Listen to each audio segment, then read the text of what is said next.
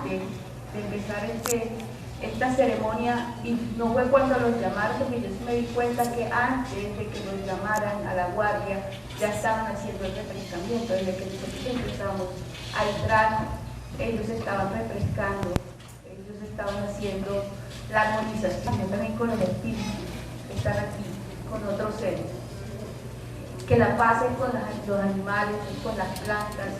Una cosa que me enseñaban a mí en la sierra, en un sitio sagrado, se las comparto, de pronto a algunos no les haga sentido, para nosotros. A mí un mamo un día me decía que matar, acabar con un panal de arena, que mucha gente lo hace, es un delito de lesa humanidad. Estás acabando con un pueblo. Y esa es de las cosas más sagradas que hay en este mundo. Entonces, el mensaje que quiero dejar aquí, más allá de cualquier cosa, es decirles que para nosotros, desde mi perspectiva como indígena, la paz no solamente entre los seres humanos, la paz es con la naturaleza, la paz es con los animales, la paz es con las plantas.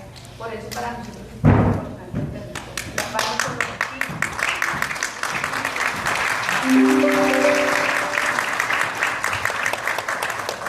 En Colombia ocurrió algo grandioso. Después de medio siglo de enfrentamientos armados, se decidió que la palabra iba a ser el único camino hacia la paz.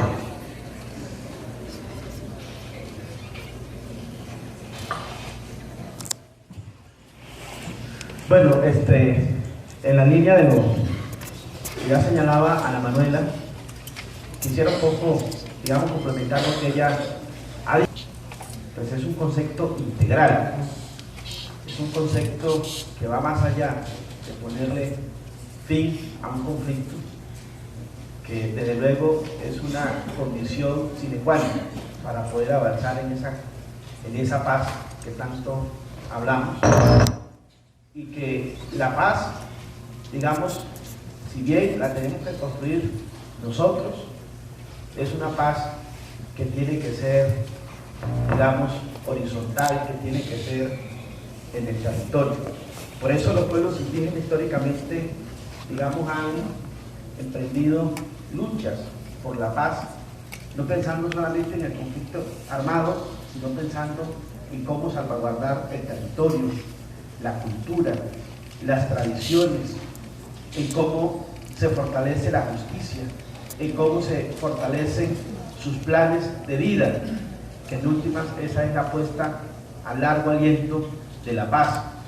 Cuando el conflicto nos empezó a golpear tan fuerte, frente a ese plan de muerte, nosotros empezamos entonces a pensarnos el plan de vida como una apuesta precisamente por llevar ese clamor, digamos, a todos los colombianos y colombianas, y no solamente entre nosotros.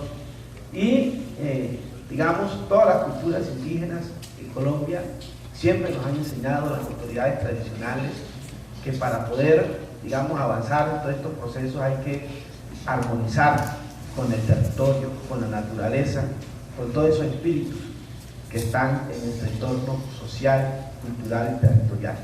Pero también, digamos, desde el punto de vista social, la paz requiere de cambios y de transformaciones, ¿sí? Y esos cambios y esas transformaciones tienen que apuntar sobre todo a cerrar la brecha social, la inequidad que existe en Colombia, que ese quizás es uno de los principales causas realmente de los conflictos y de la violencia que hemos tenido que atravesar. Pero también, digamos, apunta a que tenemos que, de alguna manera, pensarnos no solamente en esta generación, sino en las generaciones que vienen, en cómo vamos a mantener el ordenamiento territorial, ambiental. Por eso también la paz no solamente es territorial, cultural, social, sino también ambiental, porque tenemos que pensar en cómo vamos a convivir y a garantizar la permanencia física nuestra, la supervivencia nuestra como especie humana. Por eso nosotros desde los pueblos indígenas siempre estamos haciendo el llamado a que tenemos que conservar el agua, hay que conservar el bosque, hay que conservar el territorio, porque realmente eso es lo que va a garantizar, digamos, la permanencia nuestra como pueblo. Mire que en el mundo hace muchos años se creó Naciones Unidas y su propósito fundamental es mantener la paz en el mundo, ¿cierto? Y sin embargo, el hombre a nivel mundial mantiene en conflictos. En esas conversaciones que se dieron y que finalmente derivaron en las 4 páginas del capítulo étnico.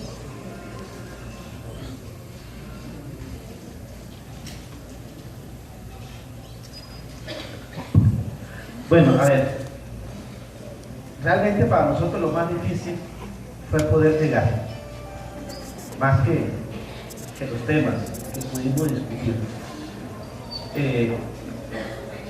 La conversación, Marco, comenzó más o menos en el año 2013, ¿no?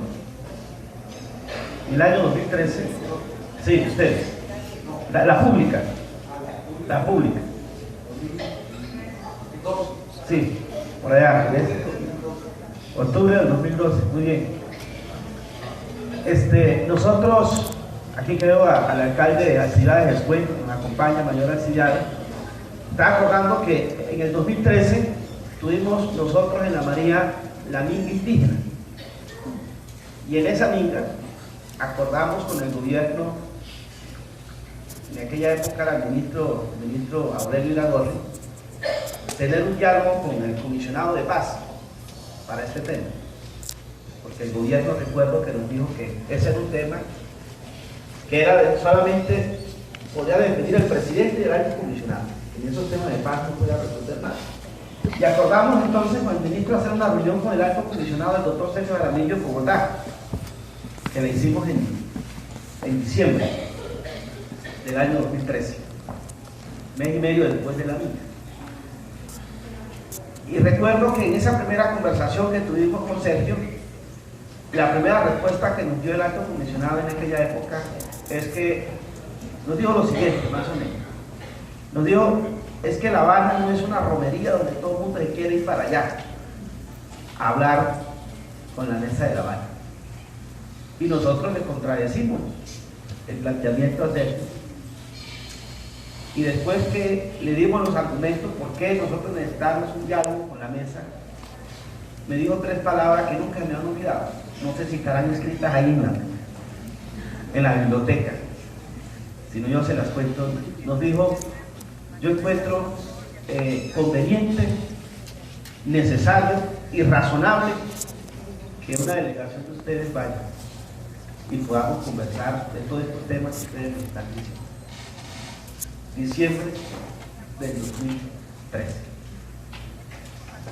Pasó pasó el 2014 y en octubre me invitaron dentro de las 60 víctimas, fui en la 3ª delegación y nuevamente le insistí a la mesa en esa audiencia que hicimos allá en octubre del 2014 que nos escucharan a los pueblos indígenas, que nosotros queríamos tener un diálogo con la mesa. Al final de la audiencia, recuerdo que Iván Márquez dijo que la FARC estaba de acuerdo en recibirnos, una delegación nuestra. El gobierno no dijo nada, y al almuerzo, como almorzábamos todos juntos, las víctimas, las 2 delegaciones juntos, yo me les acerqué nuevamente a Sergio y le dije, doctor Sergio, yo voy para La María y allá me están esperando como 20.000 indígenas, ¿qué razón les llevo? ¿Si nos van a escuchar o no? Cuando él lo escuchó me dijo, sí, Fernando, sí lo vamos a escuchar, pero primero vamos a hacer una reunión con ustedes, con 20 líderes allá en la UNIC, porque él había estado con nosotros en la UNIC cuando fue viceministro de Defensa. Vamos a hacer la reunión y después venimos. Bueno, yo traje esa razón a los indígenas, sí nos van a escuchar. Pasó el 2015 y nada. Y ahí entonces nos encontramos con los hermanos afros por la tragedia precisamente de Bogayá. Las comunidades afro venían solicitando también que nos escucharan. Y decidimos entonces, a comienzo del 2016, el 8 de marzo, creamos esta instancia que se llama la Comisión Étnica para la Paz y la Defensa de los Derechos Territoriales. Sí, pero en enero del 2016, en el Consejo Nacional de Paz, nuevamente me encontré al doctor Sergio y otra vez me dijo, sí, lo vamos a escuchar, ¿sí? Era la tercera vez que nos encontrábamos y nunca me dijo que no. ¿Sí? Y el 8 de marzo nosotros creamos esta instancia, Eliana, de la Comisión Étnica para la Paz, y empezamos a hacer incidencia nacional, internacional. Nos fuimos a Estados Unidos, nos fuimos a varias partes a hablar con mucha gente. Eso nada más nos hizo falta hablar con el Papa realmente para mandar razón que nos escucharan. Nuevamente nos movilizamos en junio del 2016 y 3 días después de tener la Panamericana bloqueada, llegó la invitación que nos iban a escuchar 26 y 27 de junio de ese año.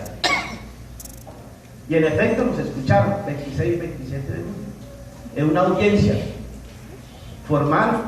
Allá fuimos, hicimos nuestros planteamientos, pero no se definió nada. Desde luego nosotros no estamos de acuerdo con esa lógica de ir, poner queja e irnos, sino de tener un diálogo frente a lo que nosotros estábamos planteando. Pero eso nos permitió lograr 2 cosas. Uno, que el gobierno aceptara que tuviéramos una reunión bilateral con la delegación de las FARC en La Habana. Y 2, tener una reunión bilateral con la delegación del gobierno. Esa reunión la hicimos en julio del 2016. Estuvimos reunidos con la delegación de paz de las FARC en La Habana y luego con la delegación del gobierno en la Casa de Nariño. Y a ambos le planteamos la iniciativa de que nosotros estábamos interesados en que se incorporara un capítulo especial para los pueblos étnicos dentro del acuerdo de paz.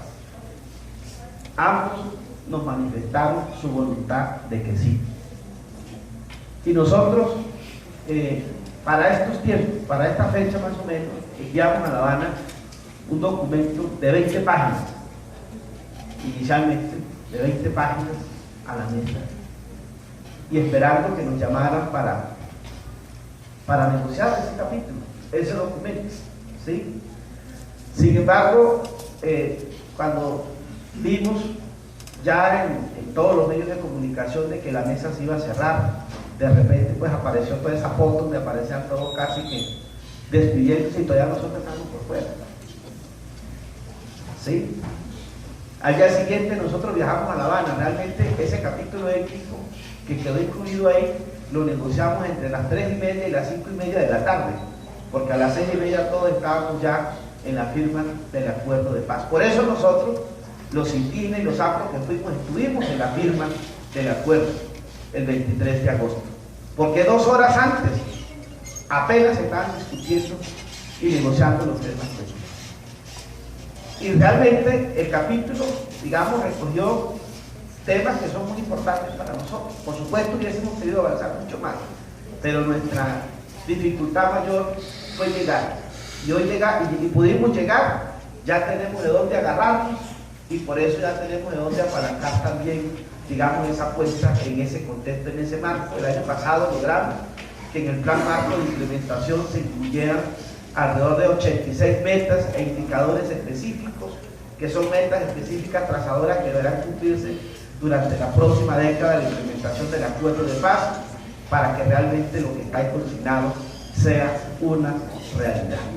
Eso así, muy a grosso modo, fue nuestro proceso laberíntico para poder llegar hasta allá. Muchas gracias. Lo que a grandes rasgos narra Luis Fernando, que lo vivíamos allá, y pues es cierto, y hace parte de uno de los temas que fue muy sensible desde el encuentro exploratorio, y fue una pugna que nunca logramos zanjar, y era la visión que nosotros teníamos de un diálogo con participación de la sociedad, y la visión que tenía el gobierno de un diálogo cerrado. A nosotros nos pasó algo muy curioso.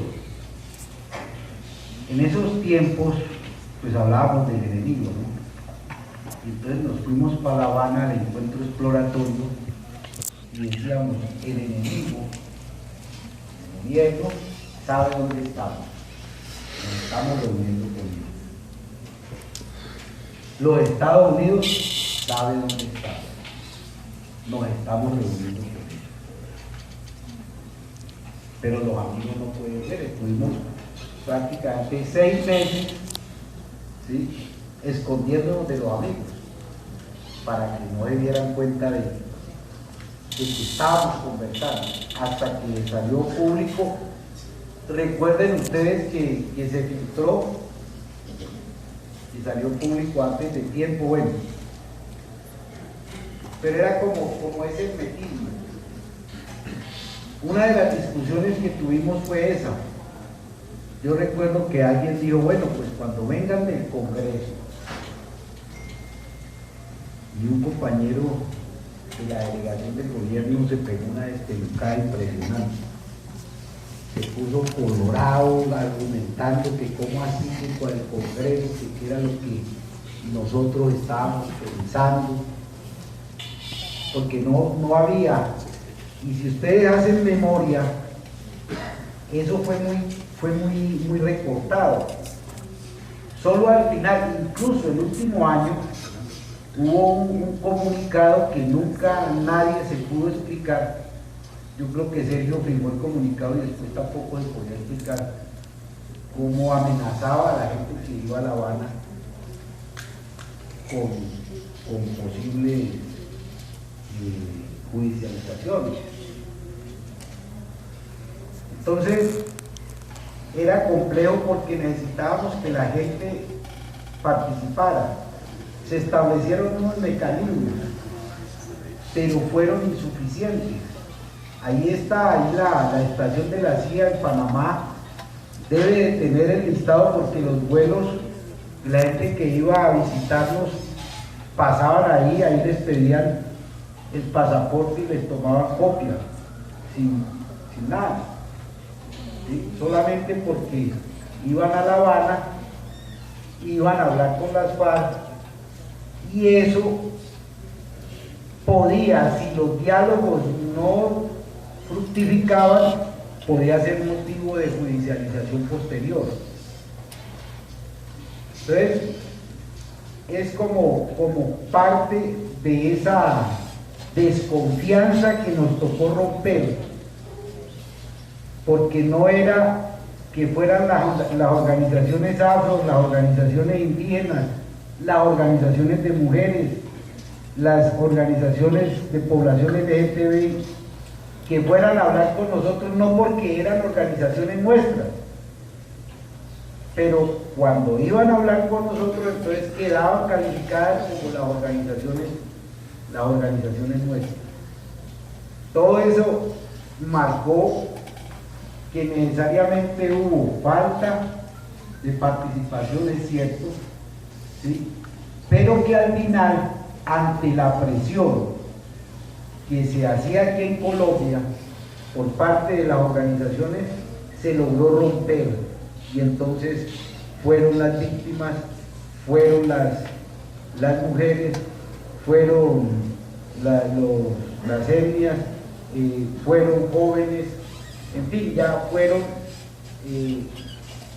se abrió el compás, mejor dicho, y se logró armonizar, porque nosotros pensábamos, el tema no es solamente firmar el acuerdo no garantiza la construcción de paz, pero la implementación y con quién vamos a trabajar la implementación de ese acuerdo allá en Colombia.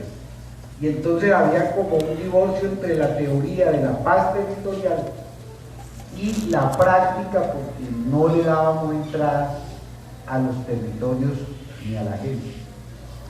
Ahora, después de cuánto tiempo ya, va para 2 años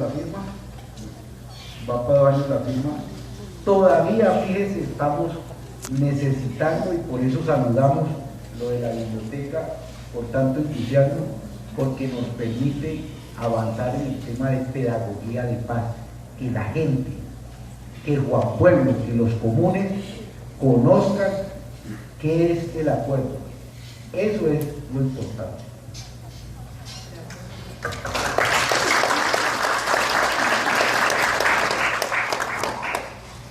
Diana, Ana Manuela, Luis Fernando, ¿qué temas creen ustedes que quedaron por fuera del capítulo de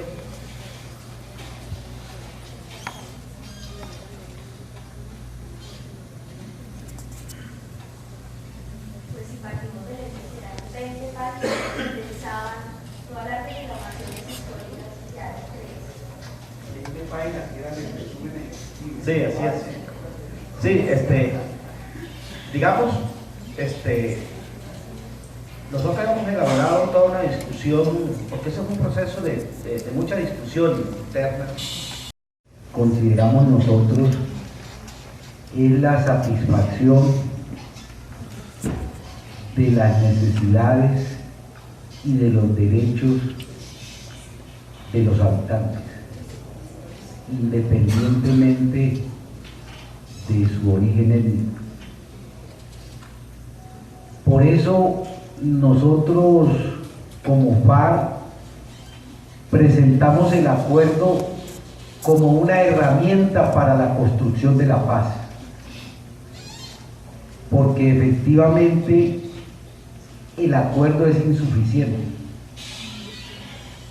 Nosotros trabajamos mucho el tema ambiental, trabajamos el tema de género, tanto que fue uno de los puntos de ataques y calumnias en la etapa del plebiscito, porque consideramos que como sociedad le debemos mucho a las mujeres, como sociedad patriarcal. Trabajamos el tema étnico y efectivamente era insuficiente y logramos el capítulo étnico, pero personalmente considero que sigue siendo insuficiente. Trabajamos el tema de los jóvenes, trabajamos el tema de la población LGTBI y todos están transversales en los diferentes acuerdos, pero seguimos considerando que es una herramienta para avanzar en acabar efectivamente la desigualdad, la inequidad, en resolver problemas centrales que muchos y muchas nos han reclamado, pero que no era posible. Por ejemplo, nos reclaman del tema de la educación, ¿por qué no está? ¿Por qué no está el tema de la justicia? ¿Por qué no está el tema de la salud? Y efectivamente, insisto, falta, pero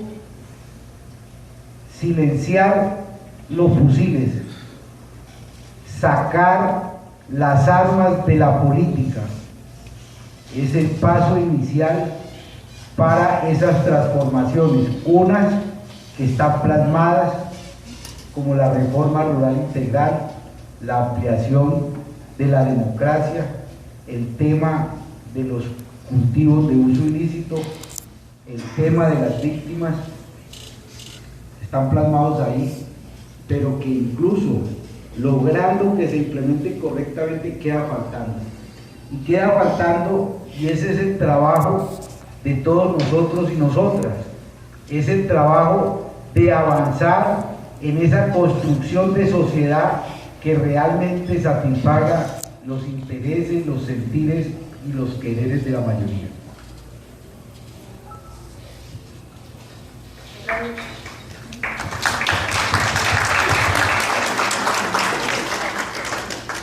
Mientras los compañeros y compañeras hablaban, yo estaba pensando, bueno, ¿cuál es la definición de paz que teníamos al interior del pueblo afro?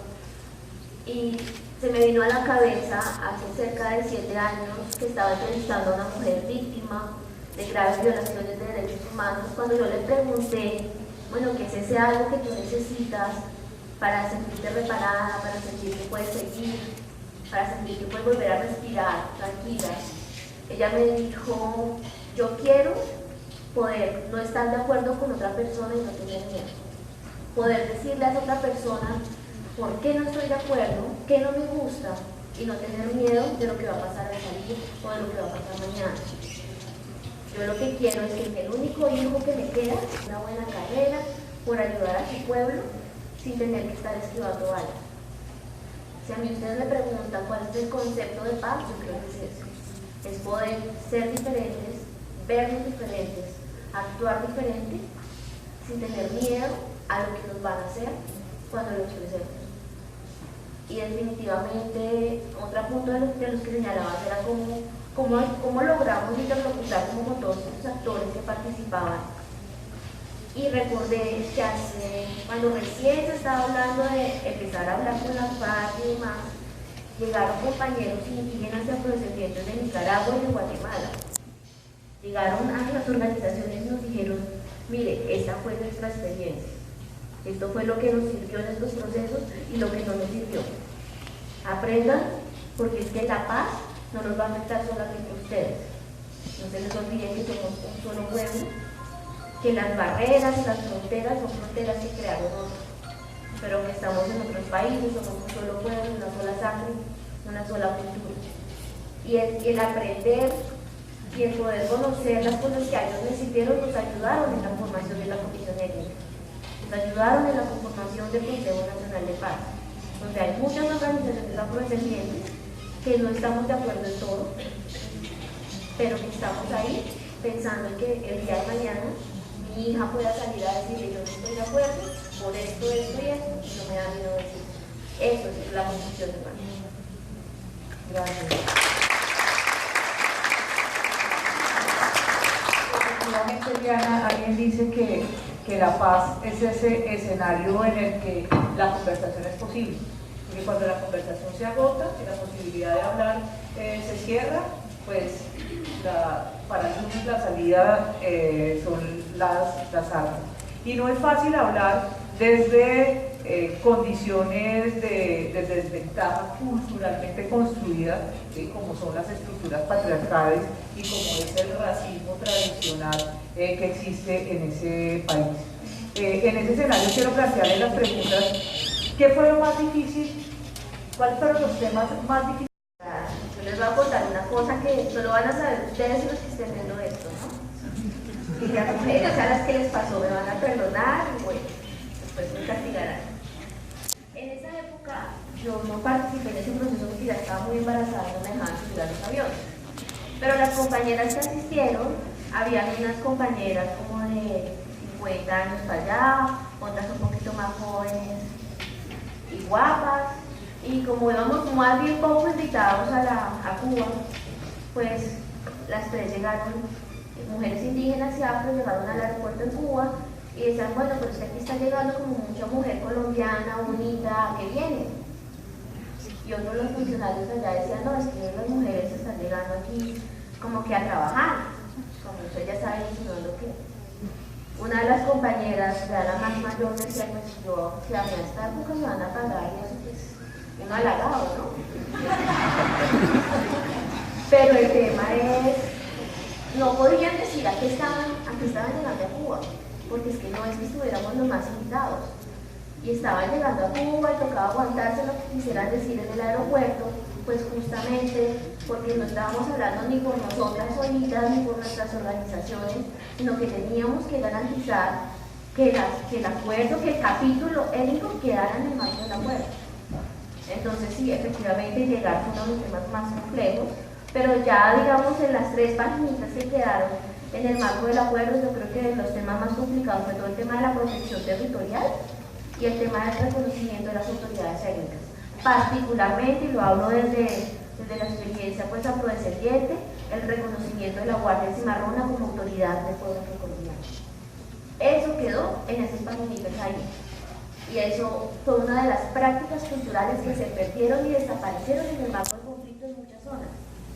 Y que quedaran en los acuerdos era decirle al mundo, hay prácticas que son fundamentales en el desarrollo de la cultura afrodescendiente. Y el reconocimiento de la Guardia Cimarrona es una de ellas. Por eso un poco cuando vi que estaban los representantes de la Guardia Indígena, como siempre me siento muy orgullosa de verlos y de saber lo que estaban haciendo y la organización que estaban haciendo en el lugar, pero también me pregunté, ¿y dónde está la Guardia Cimarrona? ¿Por qué? Porque esa falta de representatividad pues es consecuencia de todo este conflicto. Se ganó en los acuerdos de La Habana, pero es necesario hacerlo evidente en todos los espacios.